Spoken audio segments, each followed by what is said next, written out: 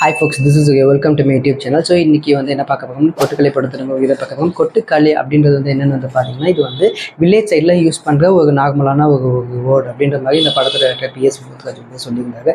கொட்டுக்காளி அப்படின்னா என்னன்னா, அடங்காம திமிரா இருக்க பொண்ணுங்களை வந்து கொட்டுக்காளின்னு சொல்றதா வந்து சொல்லுவாங்க அப்படின்னு சொல்லிட்டு அவர் வந்து சொல்லியிருந்தாரு. இந்த படம் வந்து பாத்தீங்கன்னா ரிலீஸ் ஆகிறதுக்கு முன்னாடியே நிறைய ஃபிலிம் ஃபெஸ்டிவல்ல போயிட்டு ராட்டர்டம்ல வந்து ஏதோ ஒரு பெரிய ஒரு ஃபிலிம் ஃபெஸ்டிவல் நடக்கும், அங்கெல்லாம் போய் அவார்டு வாங்குச்சு அப்படின்ற மாதிரி சொன்னாங்க. அப்புறமேட்டு இந்த படத்தை வந்து பெரிய பெரிய இயக்குநர்களும் வந்து பார்த்துட்டு அவங்களும் வந்து இந்த படத்துக்கு வந்து ஒரு நல்ல ரிவ்யூ சொன்னாங்க. ஒரு சிறந்த படைப்பு வந்து PS வினோத்ராஜ்கிட்ட வந்திருக்கு அப்படி இப்படின்னு சொல்லிட்டு மிஷ்கின் ஆகட்டும், வெற்றி மகன்சாக் ஆகட்டும், பலாக் சக்திவேல் ஆகட்டும், லிங்குசாமி ஆகட்டும், இவங்க எல்லாமே இந்த படத்தை வந்து ரொம்ப பெருசாக வந்து செலிப்ரேட் பண்ணி பேசினாங்க. பட் அந்த ஈவெண்ட்டில் லிங்குசாமி ஒன்று சொன்னார், எனக்கு வந்து பயமாக இருக்குது, எங்கே வந்து இந்த படத்தை வந்து மக்கள் அக்செப்ட் பண்ணிக்காமல் போவாங்களோ அப்படின்னு சொன்னாங்க. அதை கேட்கும்போது கொஞ்சம் லைட்டாக டவுட் ஆச்சு, ஒருவேளை இந்த படம் வந்து வெகு ஜனங்களுக்கு பிடிக்காத ஒரு படமாக இருக்குமோ, அந்த லிங்குசாமி அந்த வார்த்தை சொன்னாங்க அப்படின்னு சொல்லிட்டு, சேச்சா அப்படிலாம் இருக்க நல்ல படத்துக்கு எப்போவுமே மக்கள் வந்து நல்ல ஒரு ரிசப்ஷன் கொடுப்பாங்க. இவ்வளோ டேரக்டர் வந்து இந்த படத்தை இப்படிலாம் பேசுகிறாங்கன்னா, இந்த டேரக்டரை பற்றி, அதாவது இந்த கொட்டுக்கலை படத்தை எடுத்த டேரக்டரை பற்றி இப்படி செலிப்ரேட் பண்ணி பேசுனா கண்டிப்பாக ஒரு நல்ல படமாக தான் இருக்கும் அப்படின்னு சொல்லிட்டு எனக்கு தோணுச்சு. அதுக்கப்புறமேட்டு சூரிய வந்து என்ன சொன்னாங்கன்னா, இந்த படம் வந்து கர்டன் மாதிரியே விடுதலை மாதிரியான ஒரு படமும் கிடையாது, இது ஒரு வேறு மாதிரியான ஒரு படம் அப்படின்னு சொன்னாங்க. லைட்டாக ஜக்காச்சு, என்னடா இப்படி சொல்கிறாங்க அப்படின்னு சொல்லிட்டு, அதுக்கப்புறமேட்டு ஒரு படம் நிறையா அவார்டு வாங்கலன்னு அந்த படத்துக்கு மக்கள் போகக்கூடாதுன்ற எண்ணத்துக்கு வந்துடுறாங்க அப்படின்ற ஒரு வார்த்தையும் வந்து சூரிய வந்து சொல்லியிருந்தாரு. நிறைய டிஸ்க்ளைமர் கொடுக்காங்களே, ஒரு வேளை படம் கொஞ்சம் தப்பாயிடுமோ அப்படின்னு சொல்லிட்டு கொஞ்சம் கன்ஃபியூஷன் இருந்துச்சு. ஸோ இந்த படம் நல்லா இருக்கா, நல்லாவே வாங்க பார்க்கலாம்.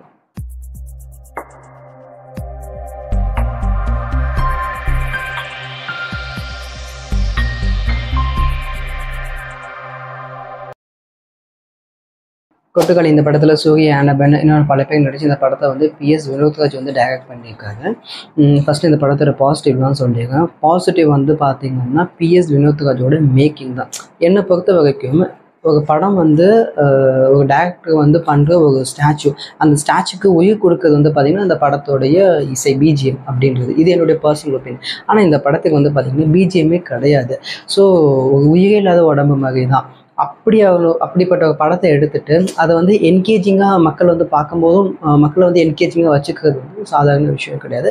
அந்த இடத்துல வந்து PS வினோத்ராஜ் வந்து ரொம்ப ஒர்க் பண்ணியிருக்காங்க, ஜெயிச்சும் இருக்காங்க அப்படின்னு வந்து சொல்லலாம். அதுக்கு அடுத்து உள்ள பாசிட்டிவ் வந்து பார்த்திங்கன்னா camera work. So camera work வந்து எல்லாமே வந்து பார்த்திங்கன்னா, இப்போ ஒருத்தர் வந்து ஒரு தூரத்துலேருந்து நடந்து வந்தாங்கன்னா கேமரா அவங்க கூடவே நடந்து வரும். ஸோ அங்கேருந்து டக்குன்னு ஒரு வேறு ஒரு கேரக்டர் வந்து அங்கேருந்து ஜம்ப் ஆகுதுன்னா கேமராவும் டக்குன்னு அவங்க மேலே வந்து ஃபோக்கஸ் ஆகும். ஸோ அவங்க ஒரு இடத்துக்குள்ளே போகும்போது ஆடியன்ஸும் அவங்க கூடவே போகிற மாதிரியான ஒரு ஃபீலை வந்து கொடுக்க வந்து ட்ரை பண்ணியிருக்காங்க. அதுக்கப்புறமேட்டு உள்ள பாசிட்டிவ் வந்து பார்த்திங்கன்னா, இந்த படத்தில் நடித்த எல்லா ஆக்டருமே, ஸோ சூரிய வந்து பார்த்திங்கன்னா ஒரு தொண்டை கட்டின ஒரு கேரக்டர் மாதிரி நடிச்சிருப்பாங்க. ஸோ படம் ஃபுல்லாக அந்த ஒரு வாய்ஸ்லேயே தான் அவங்க வந்து பேசியிருப்பாங்க. அதுக்கப்புறமேட்டு ஆனபன் வந்து பார்த்திங்கன்னா இந்த படத்தில் ஒரு டயலாகே கிடையாது, கிளைமேக்ஸில் மட்டும் ஒரே ஒரு டைலாக் வந்து பேசுவாங்க. அந்த டைலாக் வந்து பார்த்திங்கன்னா பாதி தான் கம்ப்ளீட் பண்ணியிருப்பாங்க. நிறைய ஒரு இன்கம்ப்ளீட்னஸ் இருக்கும். அந்த இன்கம்ப்ளீட்னஸில் வந்து பார்த்திங்கன்னா நிறையா வந்து மீனிங் இருக்கும். ஸோ டயலாகே இல்லாமல் அவங்க என்ன ஃபீல் பண்ணுறாங்க அப்படின்றத வந்து ஆடியன்ஸ் கிட்ட வந்து நல்லாவே அவங்க வந்து கடத்தியிருப்பாங்க. அந்த விதத்தில் ஆனபனோட ஆக்டிங்கும் வந்து பார்த்திங்கன்னா சூப்பர். அதுக்கப்புறமேட்டு படத்தில் நடித்த துணை கதாபாத்திரங்கள், ஸோ அவங்களும் வந்து பார்த்திங்கன்னா இது ஒரு கிளீஷேவான டைலாக் தான், அவங்க யாருமே நடிச்சிருக்க மாட்டாங்க, அந்த கேரக்டராகவே வாழ்ந்துருப்பாங்க. உண்மையிலே அப்படி தான் இருக்கும். அவங்க எல்லாமே வந்து அந்த ஊரில் உள்ள மக்கள் எப்படி வந்து பேசுவாங்க, எப்படி நடந்துப்பாங்க, எப்படி பிஹேவ் பண்ணுவாங்க, அந்த மாதிரி தான் இருக்கும். இன்னும் சொல்லப்போனால் PS வினோத்ராஜோட ரிலேட்டிவ், சொந்த அக்கா, அவங்களுடைய சொந்தங்களை வச்சே நிறைய சீனை வந்து எடுத்துருக்காங்க அப்படின்ற மாதிரியும் வந்து சொல்லியிருக்காங்க. அவங்களுடைய நடிப்புமே வந்து படத்தில் வந்து சூப்பராக இருந்தது. அதுக்கப்புறமேட்டு வந்து பார்த்திங்கன்னா இந்த படத்தில் வந்து இந்த பெண்ணியத்துக்கு எதிராக நடக்கிற நிறைய விஷயங்களை வந்து இந்த படத்தில் வந்து அட்ரஸ் பண்ணியிருந்தாங்க. உதாரணத்துக்கு வந்து பார்த்திங்கன்னா ஒரு பெண் வந்து அவங்களுக்கு பீரியட்ஸ் இருக்கும், நாப்கின் மாற்றுற ஒரு சீன் ஒன்று எடுத்துருப்பாங்க. அப்புறமேட்டு ஒரு பெண் வந்து யூரின் பாஸ் பண்ணுற சீன் ஒன்று வந்து எடுத்துருப்பாங்க. இதெல்லாமே ஒரு நேச்சுரலாக நடக்கிற ப்ராசஸ். பட் இந்த ப்ராசஸ்க்கு வந்து பார்த்திங்கன்னா அவங்க வந்து ஒரு காட்டுக்குள்ளே யாரும் தெரியாத ஒரு இடத்துக்கு போங்க, ரொம்ப தூரம் ட்ராவல் பண்ணி போய் ஏதோ திருட்டுத்தனமாக ஏதோ வேலை பார்க்குற மாதிரியான ஒரு விஷயங்கள்லாம் வந்து அவங்க வந்து பண்ணுற மாதிரி பண்ணுவாங்க. அது ஆக்சுவலாக ஒரு நேச்சுரலான ப்ராசஸ். பட் அதுக்கு அவங்க போடுற எஃபோர்ட் வந்து பார்த்திங்கன்னா ரொம்ப பெருசு அப்படின்ற மாதிரி கட்டியிருப்பாங்க. அதே யூரின் பாஸ் பண்ணுற சீன் ஒரு பையனுக்கு, ஒரு ஆம்பளைக்கு வரும்போது அவன் எதுவுமே யோசிக்கவே மாட்டான். அவன் நின்ன இடத்துல வந்து ஒரு 2-3 ஸ்டெப் தள்ளி போவான், அவன் பாட்டுக்கு யூகின் அடிச்சுட்டு அவன் பாட்டுக்கு வந்து நின்றுடுவான். ஸோ ஒரு பெண்ணுன்னா ஒரு கோலு, ஆணுன்னா ஒரு கோலு அப்படின்ற ஒரு விஷயத்த வந்து இந்த படத்தில் வந்து சீனாக வந்து காட்டியிருப்பாங்க. அதுக்காக எங்கே வேணாலும் யூகின் போகலாமா, நம்ம நாயால் மிருகமா அப்படின்ற ஒரு கொஷின் வந்து வரலாம். கண்டிப்பாக கிடையாது. ஏன்னா நாய்க்குள்ள மற்ற மிருகத்துக்குள்ள சுதந்திரம் கண்டிப்பாக மனுஷனுக்கு கிடையாது. பட் இந்த நாய் மிருகம் இதெல்லாம் வந்து பார்த்திங்கன்னா பெண் அப்படின்னு பேசும்போது தான் வருது. ஆணுக்கு வந்து எந்த வித ரூல்ஸுமே இல்லை, அவனுக்கு என்ன பிடிக்குதோ என்ன தேவையோ அவன் பண்ணிக்கிட்டே போ. பட் பெண்ணுன்னு வரும்போது மட்டும் சில ஒரு ஒரு ஒரு கண்ட்ரோலான என்விரான்மெண்ட்லேயே வந்து பொண்ணுங்களை வச்சுருக்கோம் அப்படின்ற ஒரு விஷயத்த வந்து அந்த சீன் மூலமாக சொல்லியிருப்பாங்க. நான் அப்படி தான் அண்டர்ஸ்டாண்ட் பண்ணிக்கிட்டேன், தப்பாக இருந்தால் சொல்லி. அதுக்கப்புறமேட்டு வந்து பார்த்திங்கன்னா ஆண் வந்து ரொம்ப வலிமையானவன், பெண் வந்து வலிமையற்றவள் அப்படின்ற ஒரு விஷயத்தையுமே வந்து நிறைய சீன்ஸில் வந்து எஸ்டாப்ளிஷ் பண்ணியிருப்பாங்க. அதாவது ரொம்ப ஈஸியாக அவளை நான் வெட்டுகண்டா, துண்டு துண்டாக நறுக்கி போட்டுக்கண்டா, அவளை வந்து வெட்டி சீவி கண்டா அப்படின்ற விஷயங்கள்லாம் வந்து அப்படி போக போக்கில் வந்து ஒரு ஆண் வந்து சொல்லிட்டு போவான். அவன் ஏன் அப்படி சொல்கிறான், நான் வலிமையானவன், அவள் வந்து வலிமையற்றவள், அவள் எனக்கு கீழே, நான் அவளுக்கு மேலே, இந்த எண்ணம்லாம் இருக்கிறதுனால தான் ஒரு பொண்ணை வந்து கொலை பண்ணுறன்ற ஒரு விஷயத்த கூட ரொம்ப சாதாரணமாக ஒரு ஆணால் சொல்லிட முடியுது அப்படின்ற மாதிரி வந்து சீன் வந்து காட்டியிருப்பாங்க. பட் அதே பெண் தான் வந்து பார்த்திங்கன்னா ஒரு காளமாடு சீன் ஒன்று இருக்கும்.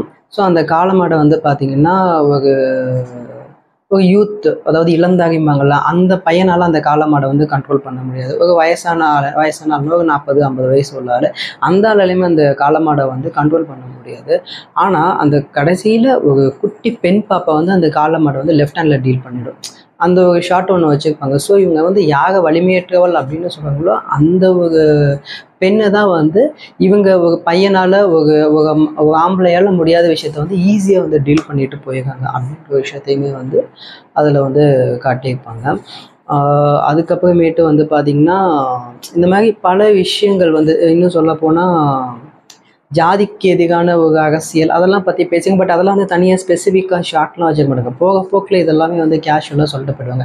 ஆக்சுவலி இந்த படமே வந்து பார்த்திங்கன்னா ஒரு பொண்ணு, அந்த பொண்ணோட ஃபேமிலி அவங்க எல்லாமே ஒரு இடத்துல வந்து இன்னொரு இடத்துக்கு ட்ராவல் பண்ணி போவாங்க. அவங்க ஏன் போவாங்க, எதுக்கு போவாங்க, அதுதான் வந்து கதையே. இன்னும் நிறைய விஷயம் பேசுங்க, அதெல்லாம் சொல்லணும்னா நம்ம படத்தோட கதையை வந்து ரிவீல் பண்ணுற மாதிரி இருக்கும்.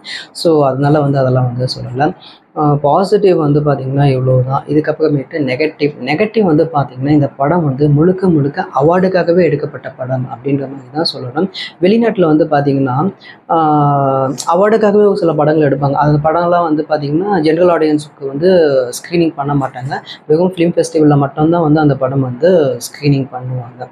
ஸோ இந்த படமும் வந்து பார்த்திங்கன்னா கிட்டத்தட்ட அந்த மாதிரியான படம் தான். படம் வந்து ரொம்ப காவாகும். இவ்வளோ ஒரு கானஸ் உள்ள ஒரு படத்தை வந்து மக்கள் வந்து பார்க்கறதுக்கும் இன்னும் ரெடி ஆகலை அப்படின்ற மாதிரி தான் சொல்லணும். அவங்க ரெடி ஆக மாட்டாங்க அப்படின்றது தான் என்னுடைய பர்சனல் ஒப்பீனியன். ஏன் அப்படின்னு வந்து பார்த்திங்கன்னா மக்கள் எப்போவுமே அவங்களுடைய நிஜ வாழ்க்கையிலேருந்து கொஞ்சம் டீவியேட் ஆகணும், விலகி இருக்கணும், வேக உலகத்துக்குள்ளே போகணும், வேக ஒரு கேரக்டரை பார்க்கணும், அவங்க ஒரு என்டர்டெயின்மெண்ட் வேணும் அப்படின்ற ஒரு விஷயத்துக்காக தான் மக்கள் வந்து போங்க. ஏன்னா அவனோட சொந்த லைஃப்பில் 1008 பிரச்சனைக்கு கஷ்டம் நஷ்டம் இன்பம் துன்பம் அது எல்லாத்தையும் மறந்துட்டு கொஞ்சம் ரிலாக்ஸ் ஆகணும், அவனை ஆசுவாசப்படுத்திக்கணும் அப்படின்றதுக்காக தான் அவன் தியேட்டர் உள்ளே போவான்.